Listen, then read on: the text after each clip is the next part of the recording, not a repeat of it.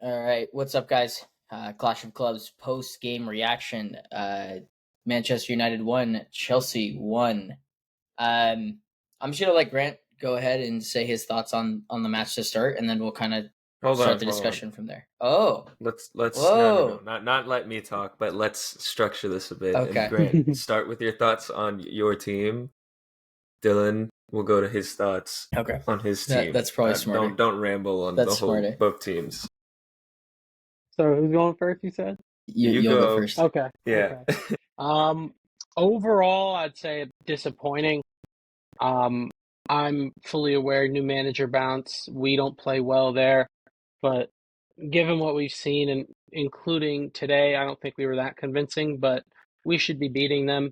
Um, to leave with a point is a bit frustrating. I don't want to blame it all on Robert Sanchez, but as I've said before, he is just one mistake, one lapse of judgment away from costing us points, and I think he's done it again. It was a tough play for him to make. I understand that, but I just think there's no need to be fouling Hoyland where he fouled him. Um, Hoyland didn't have the angle, and you just take him out. It's really frustrating to kind of give them that. I think set pieces were embarrassing. We hired a set piece coach, and it doesn't look like we've done much with it. I don't know how much you want to put of that on the personnel. We don't have the biggest team, but I just don't think we're that threatening on them. So that's a bit frustrating. I think a lot of the chances we gave away were just silly giveaways in possession, and then you're exposed on the break. I think Garnacho was really, he was very wasteful. He had lots of opportunities throughout that game to make something happen with numerical advantages on the break, and they just didn't. So thankful for that because we gave the ball away a lot in just bad positions, and they had the numbers. So thankful about that. I think Gusto, his run in the 11 might be done. He got hooked at half, and I don't think he's looked particularly comfortable in that 10 space pushed up. I Cucurella's looked all right there, but I'm not sure kind of how we address that. Maybe playing two guys in that pocket, like a Nkunku, a Palmer, and then one of your fullbacks is wide. But yeah, I think we're gonna have to see some experimenting there. Caicedo, another unreal performance. Lavia looked good as well. Enzo comes on and immediately misses a sitter. Uh, Looking back on that chance, I didn't think much of it at the time, but that was a heinous miss. It was an open goal, and I've seen him do it before. So starting to lose patience there, to be honest with you. I mean, that just has to be put away. um, Yeah. so yeah, overall, I mean, we'll take the point. We're in the top four, right? Like, if you told me that start of the season, I'd absolutely take it. But given what we've seen and what this team's capable of, the way we talk about, oh, they've got the A team, they've got the B team, you need to take care of business. And we play fucking Noah midweek. B team should take care of business. I don't even want to think about that. We have Arsenal at home. We're above them right now. It's early, but we need to make a statement, especially with not getting the 3 points here. We have to beat them. So I'm pretty disappointed overall, but next week we really need to win. Yeah. It's a weird one for me. I don't really know how to take it from a United standpoint. I thought that a point earned was a 1-1 draw felt right Yeah. for the way that the game was played. Uh-huh. I don't know if any team necessarily edged me out for me to think otherwise. I think over the course of the 90, I actually do think United played better for a majority of the game. I think that they had the more chances, and I think that Garnacho was really, really poor. And that's going to be the summary of like every talk show and everything going forward from today is that he was bad. And he was. And the substitution was one that an interim manager makes. He goes with the legs and not with the experience. I didn't think Rashford deserved to get hooked when he did, and I actually enjoyed the Ahmed sub. I thought that was the right one to make. But throughout the course of the game, and it'll be talked about, is Garnacho started on the right. He didn't put away a chance with his left foot. He then asked to get switched across the field. They put Rashford back on the right. And then Garnacho decided to piss away every cross with his left foot pretty much the entirety of the game. So, look, if they're going to tailor the way that they're going to play towards this kid, then he's got to have goal contributions and he's got to put chances away. They had four No, big justify chances. it. Yeah, he's got 4 big chances. They had 4 big chances today. I think 2 or 3 of them were him. Um, Ultimately, that was the reason United didn't come away with 3 points. I do want to give a shout out to a couple of United players that I thought played exceptional. I thought Bruno was finally starting to click again. He was really good today in a number of key areas, and the penalty was calm and collected, and he didn't put that away last year. So, big game for him. I thought Casemiro was incredible for. I mean, the whole talking point this year is that he's been done and that United don't need him anymore. And over the last stretch of games, he's been one of United's most impressive players and important players. The ball that he played over the top to Hoyland to get the penalty was that was class. That was a Real Madrid esque uh, play from him. And then Mazzarari was unbelievable. I think he was the best player on the pitch. It's just not going to show up the same way as Caicedo or Bruno because he didn't have a goal involvement. But he was by far the most impactful player for United down the right side or down that left side because he stopped Noni pretty much the entire game. And then when was it Mudryk came on for him, Neto he was on essentially his side, yeah, right. yeah, he Neto essentially went over stopped to the them the right. entire game. And Yeah. that was, I think those were important. And then I'll give a shout out to Hoyland. He didn't play a couple balls through to Garnacho, which in hindsight, I don't know if Garnacho would have finished, but I thought his hold up play was really important in shutting down some of Chelsea's tactics with the high press. And United haven't had a lot of that going forward this year where someone's been able to hold up the ball for a little bit to get the ball to Bruno or to Garnacho to Rashford. And so I thought that was important. But overall, like I said, 1-1 felt like a fair result. I'm not I'm not angry about the result. I'm not happy about the result, but it's a step in the right direction for United as they try to build towards something with the new manager. And I think having people that are passionate and Rude is a passionate human being and loves the club, it's important. The way that he looked after the goals and stuff was cool to see. So yeah, those are I guess my overall thoughts on United. Okay. Tuned in about 50, 55, 58. What I saw, there was some sloppy times. Some of the players you guys both mentioned did stand out to me. Obviously, the goals, both of them I got to see. I told you, Grant, I think it's a little harsh on Sanchez there, but I guess you can make the point that he doesn't need to got a make it. track record. He's That's got a fair. track record. But I don't think it was an egregious. He barely tapped him. It happens. I is see what I'm people saying. bringing up, should we have kept Kepa? Kepa. Well, your Okay, friends are People were stupid. asking about Kepa. You know how bad you have to be like, man, should we have gotten rid of Kepa? Let's be fair to Sanchez. When we were texting during the game, he was very good before that happened. Yep, And that's but okay. And that chance, before we go into it, gets Casemiro should never be in a place to play that ball. yeah, And way too Fofana much time. it gets played over Fofana his got head, and frozen. so it's a It one on doesn't one. need to happen. Yeah, Like, it was exactly. put him in those 100% avoidable. That's situations. less on Sanchez than it is on the defense of the midfield in that situation. Now, to make the mistake is bad, but like also, what is he supposed to? Like he's gonna obviously go for the play, and I think most keepers would. He Mhm. got unlucky; he just didn't get the ball. He has a track record I of mistakes. understand, Whether or but he not, didn't take him out. Like, he didn't fucking clatter into him. He I got a just finger feel on his fucking foot. it was He, unnecessary. Again, he was I've just forced to seen make it a enough. decision. Of course. That's I think that's a bigger issue. Like yes, Robert Sanchez is mistake prone, but the fact that he was forced into that decision is Yes. like that's bigger. Yes. That's bigger issues from just a the structural blame standpoint. can be distributed on Casemiro having all the time in the world to pick a pass out, Fofana getting kind of frozen on again, to be fair, a good ball, Mm-hmm. and then Hoyland takes a touch into your direction and he mistimes it. But I think, and like I've said, the difference between us being a team shooting for top four and us competing, I think there's a lot. I think we need some more experience. The team needs to play more together. We legitimately might be a good goalkeeper away. You go from an average to a good goalkeeper. I think a good goalkeeper makes a play there. But again, yeah, he was good up until that point. But the leash is so thin. And it's just every week it feels like there's something that's going to happen. What happened last year when we played Arsenal at home? You know what I mean? Like we're up 2-0 and he gets him right back in the game. I don't want to have that in the back of my head every time. So I don't think it's an argument there. Whether or not, yes, we can distribute blame on this one instance in particular.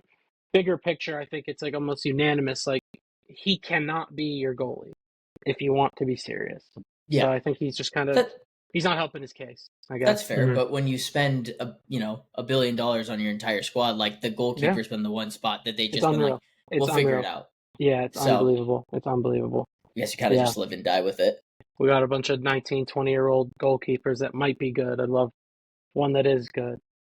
One day, when they get into their form at like 27. Right, Uh, exactly. I'm Exactly.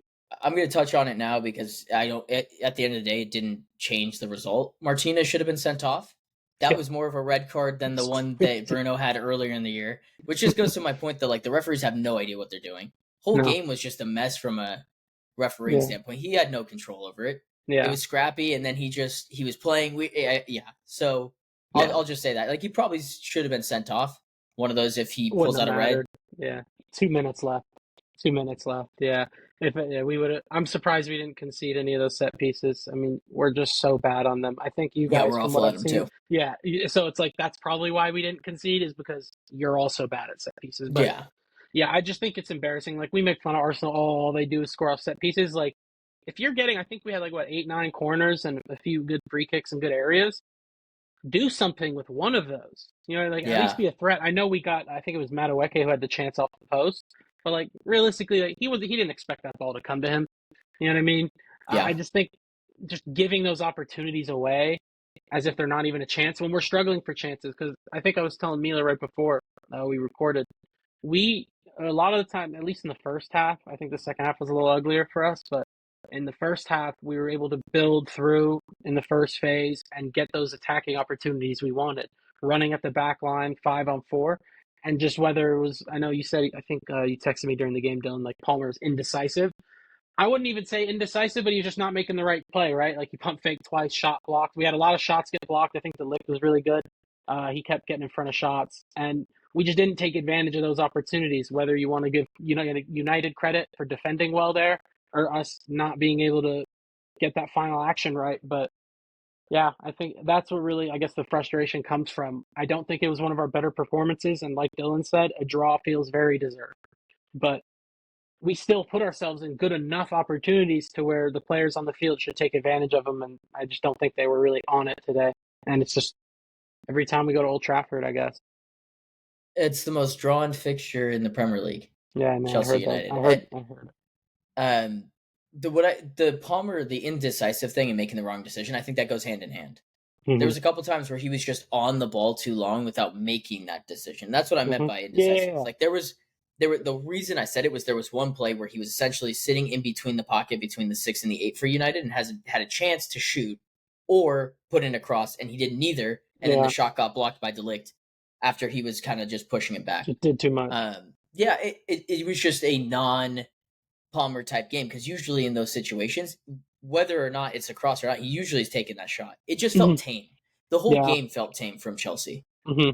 That Yeah. was kind of how it felt to me. Yeah, Jackson didn't get involved the Yeah, way I would have liked him to. I don't think he was bad. I don't think Palmer was bad, but I think given what they've shown us to start the season, they need to be held to that standard. I think they're of Quiet. that level.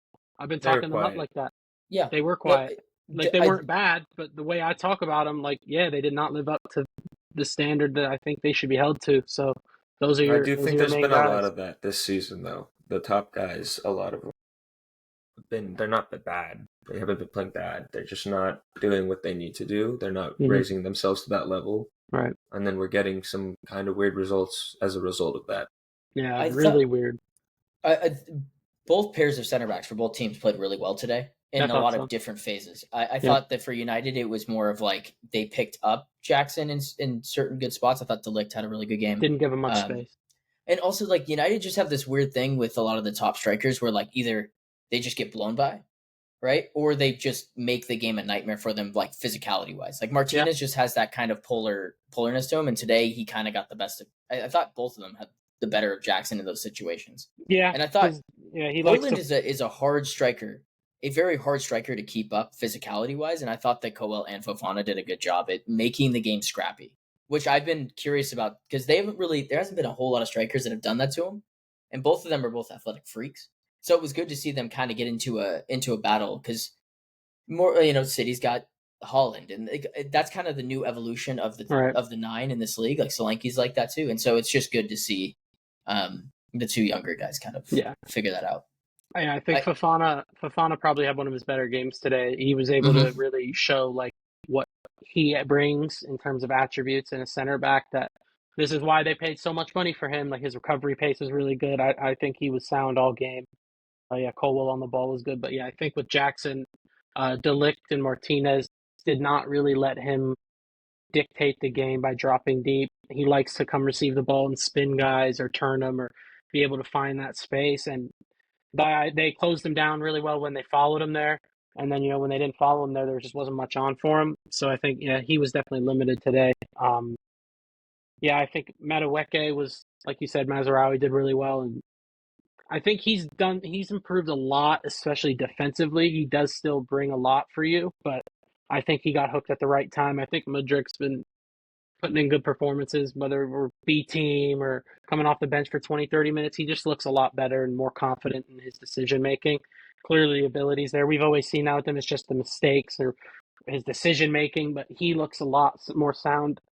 I don't think we should start him against Arsenal per se, but I definitely think he's going to be coming in off the bench, making an appearance. Sancho hasn't played in like 4 games. So I think, those wide spots are really the one thing that isn't locked in yet for this team in terms of what is their best 11. I think we're starting to see everywhere else. Lavia Caicedo, hopefully Cucurella and James. James played a few games in a row. Love to see it. Yeah. Fofana Colwell starting to form a partnership. Jackson Palmer. So really, it kind of comes down to those wide positions. It might be another change of shape. Like I said at the beginning, maybe bringing 2 players into the pocket that are comfortable there, kind of the City way, having like 2 10s in those 10 spots versus Augusto or Cucurella. So I'm kind of intrigued, but again, I think Arsenal next week is a very important game, and I don't want to be too upset at this performance because, like Dylan did say, it was a deserved 1-1. We didn't do enough on the day to deserve 3 points, but next week we need to win. That's a must-win for me. So, excited for that. I think to kind of wrap this up, I'll touch on what is next for United, and then I think we didn't talk enough about Caicedo, and I think that we should just end this recap with it. For United, pick up 3 points against Leicester and get the new manager in. That's it. This is a good building block into the future performances, and hopefully the new manager can get the best out of these guys, and maybe they can fucking convert some chances.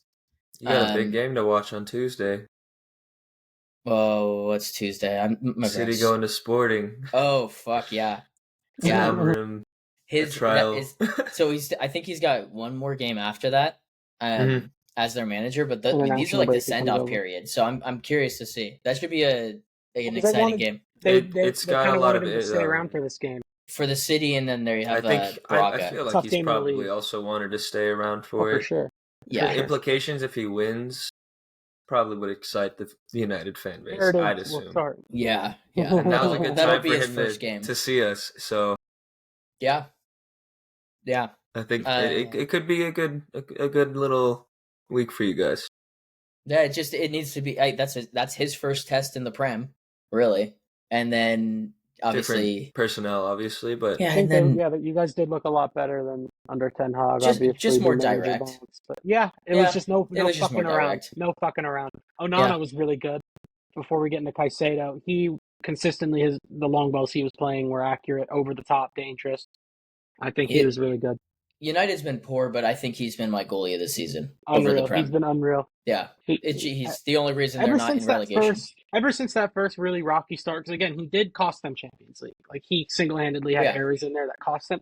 Once he kind of got out of that rough phase, I think he's been exactly the player that he was before, and he's been really good. It's just United been conceding a lot of shots, all that stuff. But he's been really good, and people really need to stop joking around when it comes to throwing his name around in some conversations. He's very good.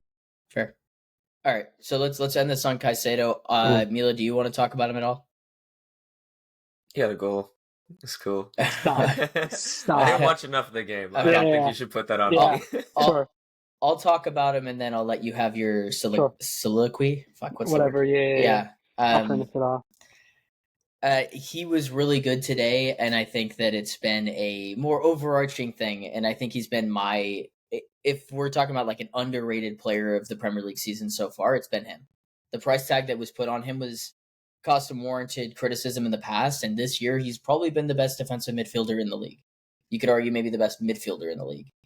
The finish that he had today was incredible. I mean, I look, the ball went over top. He scored it, and I was like, I can't even be mad. Like that, there's not many players in the world that are hitting that shot, and he did, and he ultimately saved Chelsea a point there. And I thought overall he bossed the midfield. He was the best midfielder on the day. At this point, it's just plug and play to figure out which midfield partnership is going to be the best moving forward, because it's him and someone else. Yeah, I don't know where Chelsea would be if he wasn't in the side, and it's funny because he's your most expensive player, so that makes sense. Yeah, so I guess I'll let you talk on Caicedo now. Yeah, I mean, obviously the whole transfer saga last year, and then his first game he comes on as a sub, concedes a penalty away at West Ham, and often running with he stinks. But in a Pochettino side that didn't have much structure, he kind of got his footing and started looking like the player he's supposed to be, especially towards the end of last year. I think it's the same player that we were seeing, but obviously we're even more improved, even more structure, understanding of his role, what to do, and I don't really think anyone can replicate what Conte did, but in terms of just, oh, he's there again, like he's everywhere. His motor does not stop. He consistently is winning tackles, getting stuck in, and also really good on the ball, really good at dictating play, and especially him and Lavia already have a pretty good understanding of each other. Um, and I think the goal was just a cherry on top. I don't know. It's weird because especially even with these deeper midfielders, it always almost needs a goal for everyone to kind of go, oh yeah, he is pretty good. And I think even before the goal, like he was probably our best player up until the goal. And then, yeah, first time just looks up at that, just catches it perfectly. I didn't even celebrate right away because I just always expect an offside flag at this point. Yeah. But thankfully, Mudryk was not offside. But yeah, I mean, he's unbelievable. He's absolutely unbelievable. You said it perfectly. The midfield is him and someone else. Maybe next year, one of those Brazilians comes back from loan at Strasbourg and comes into the Let's get team or Enzo at the whatever. club. Enzo, Yeah, yeah. too Well, I'm many. sure. I'm sure we'll talk. I'm sure we'll We don't need talk to about talk that about him during too the Yeah, week. much. Yeah. Don't But take away from Caicedo, Caicedo, but Caicedo, yeah. I don't on want that to. topic. I personally think he's the best in terms of his position in the league. Obviously, Rodri's out. But yeah, no need to bring up other names for me. Honestly, like I just watch him and I'm like that is a player. He does everything. He doesn't have to get moved up to a different position because his team can't build up when he's there. It's, that's where I'll leave it. yeah, But yeah, thank you, Moises Caicedo. yeah. All right. Well, I'll end it on this. Raise your hand if your team didn't lose this week. Not talking about that team today. Yeah, we'll Sorry. I we'll don't know we'll if you be guys back. realize I haven't brought them up once. Yeah, we'll be back later in the week to talk about the rest of the fixtures and Kyle do some Walker. stuff. Yeah, but this has been Clash of Clubs post game reaction to Chelsea and United, and we'll see you guys in the next one.